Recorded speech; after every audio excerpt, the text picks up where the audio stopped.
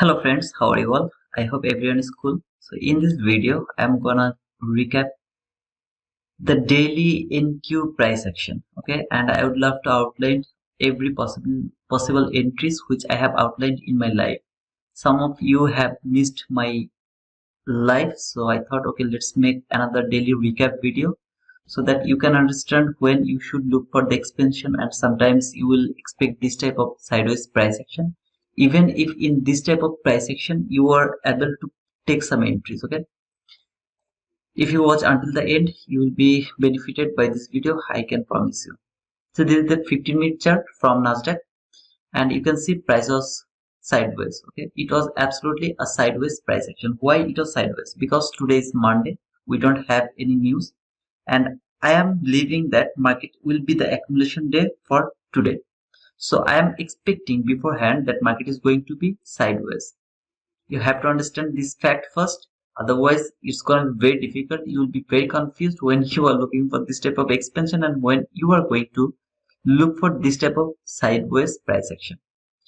Don't want to spend more time over here. Instead of that, I would love to mark something. Okay, over here you can see I have this entry fair gap over there. That is the entry fair gap around that area. I'm gonna mark it as my entry fair gap, and I have this buy side liquidity around that area. I have this sell side liquidity around here. This is the new week opening gap. I'm going to go to 1 minute chart and around the morning session. So this is the morning session after 9:30. So there is the 9:30 candle. This is the 9:30 candle. Market failed. Market just started to fall, right? When market come here, that fair gap. What is that fair gap? 15-minute entry fair gap. Price came here to that 15-minute entry fair gap. It has taken all of these lows, this low, that low, and that low. They all are taken already. Okay, market failed to take that extreme low. There was another setup. Actually, I'm not interested to talk about that setup. Instead of that, I will go for the A++ setup, or our well-known setup. Okay, when price came here, after coming here, I got the market structure shift. So that is my market structure shift. Now ICT himself has taken this trade. I have outlined everything in my life. Okay, this is not hindsight. I outlined this trade in my life in front of near about 200 people. After shifting the market structure, all I will look for the first fair value gap or the entry fair value gap. This is my entry fair value gap over here, and this is my last fair value gap or the breakaway gap. So I'm gonna mark it as my breakaway gap. Again, from the beginning, after 9:30 open, market fall below here. Okay, where did it came? That entry fair value gap from 15-minute chart. Now you will start to look for a buy setup. Why? You have this clean buy side liquidity from 1 minute chart. You have this relatively equal highs as well around that area. Okay, so before taking these highs, you can see you had the buy side liquidity exactly over here. So that was your buy side liquidity actually around that area. This high and that high, they are relatively equal highs. So that was the buy side liquidity or buy side target. Okay, after shifting the market structure, I have this entry fair value gap. When price, how long it takes to reach over here? One, two candle, just two candles. So you have to take your entry when price will be here, that entry fair value gap opening, and your stop loss will cover the breakaway gap, consequent crossment, or you can just cover the breakaway gap. Where should be your target? Your target can be the extreme one. I don't support it. Instead of that, I will tell you to target maybe the last fair value gap or the entry fair value gap. If you just mark the entry fair value gap from 1 minute chart, why entry fair value gap? Because from 1 minute chart, I don't have any nearest liquidity around that area. So you can target that entry fair value gap. Still, it's near about 62 handle. Okay, not small, huge. It's huge. But if you'd love to hold it until that extreme buy side liquidity, it's up to you. I'm not gonna tell you where you are going to take that target, but you can see it's perfectly worked over there. So 96 handle. Okay, now I'm going to remove this one, and instead of that, I would love to show how the price worked over here so that I can outline another setup. When market came here to that fair value gap, then I will look for the order block. So this is my order block. I'm gonna mark it as my order block. When I got that order block, I would love to mark the min threshold of that order block. Again, ICT himself took this entry. Okay, I'm feeling wizard. I'm just kidding. So this is the min threshold. The rules is market can close below the min threshold of that order block. So you can see nobody has closed below the min threshold of that order block. After trading the min threshold, all I want to see a fair value gap that should be unfilled. Okay, that fair value gap has to be unfilled. So over here, this is that unfilled fair value gap. I'm gonna mark it as my unfilled fair value gap. Why this one is needed? I've already made the breaker block video. If you didn't watch that one, please watch that video. Then you will understand why this unfilled area is important. You can see market actually went higher. It closed that fair value gap by wick, not by body.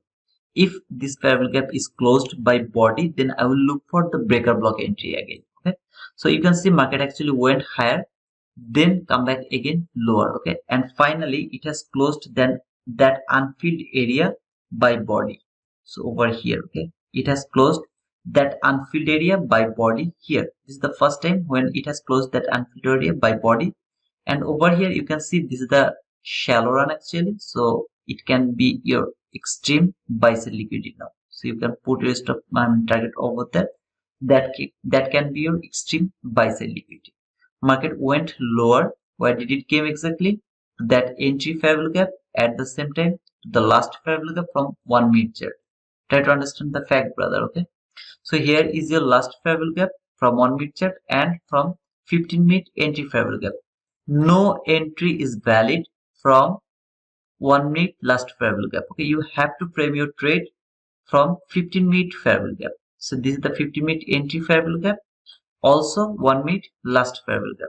Price came here. Where did it came? Exactly to the consequent crossment of the entry fair value gap, and it has closed that last fair value gap perfectly. Okay, perfectly.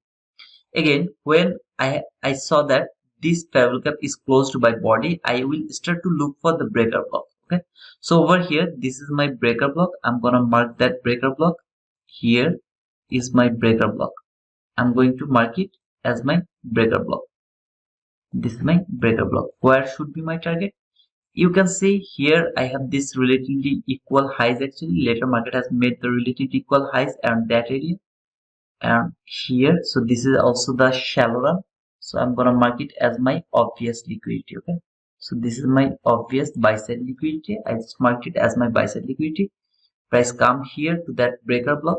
Why I didn't do anything over here? Because this was inside the lunch hour. Okay, so this is inside the lunch hour. When it is inside the lunch hour, I'm not allowed to take any kind of entry around the lunch hour. After the lunch hour, price come back again here to that breaker block one more time. Then it went higher and trade. It has taken the buy sell liquidity over here. So that was the entry. Here was a setup for the sell setup. Actually, I took that sell. First time I get stopped up. I'm gonna show you that. Okay, just don't worry. I'm going to show you this entry as well, but I'm not interested to tell you to take that entry. But still, here is my execution. So here I took my entry over there. I got stopped out for one tick. Okay, so if you just see the arrow around that, just look over here. Just for one tick, I got stopped out. Then I took re-entry over there to contract. I added one more contract over here. Over here, I added one more contract to that fair value gap. When price trade that fair value gap, I added one more contract, and then I closed two contract when it reached to the breaker block low. Then I got stopped out. My stop loss hit over there because I trailed my stop loss over there. At the same time, I took re-entry over here as well. See this is the buy one contract and buy over here. Okay, look over here and here.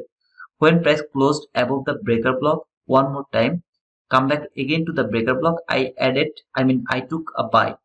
Then when price reached until the consequent crossment, min threshold of the breaker block, I took rebuy. I added one more over there. So there was two contract, and then I actually closed them over here. That was my buy setup. There was a sell, there was a buy. I'm not interested to tell you to take that sell. Instead of that, if you would love to go for that buy setup, you can go for that. Then over here I was in my live and I tried to explain the whole price action over here, but there was nothing special to take. So far you can see in the morning session here was a setup depending on that our well-known setup or the A plus plus setup around that area, then or order block entry. There was a macro entry as well. Then here was another setup from first fair value gap. That means this low is not taken by that low, but this low has taken all other lows. Okay, so there was a sorry, first fair value gap entry as well, and you can see market actually went until the entry fair value gap from here. So that first fair value gap entry was also valid. If you didn't watch the first fair value gap entry, please watch that on. I'm gonna put that entry link to the end screen so that you can watch that first fair value gap setup where you don't need the market structure sheet. So guys, that's all actually about 8 April 2024 Monday price action for Nasdaq. If it is little insightful for you guys, then don't forget to push the like button. Okay, by the way, there was another buy setup from the first fair value gap entry where you don't need the market structure sheet. I took that entry to my paper account and I have uploaded that to my Twitter. I took that entry to prove that first fair value gap works most of the time, where you don't need the market structure sheet. So if you were with me in my Twitter, you have already watched that video. If you didn't, please come to my Twitter and watch that video. It will help you to be more confident that about the ICT concept. Okay. So here, this is all about the price action. If you are new, please don't forget to give me a thumbs up and subscribe to my channel. So until the next video, cheers.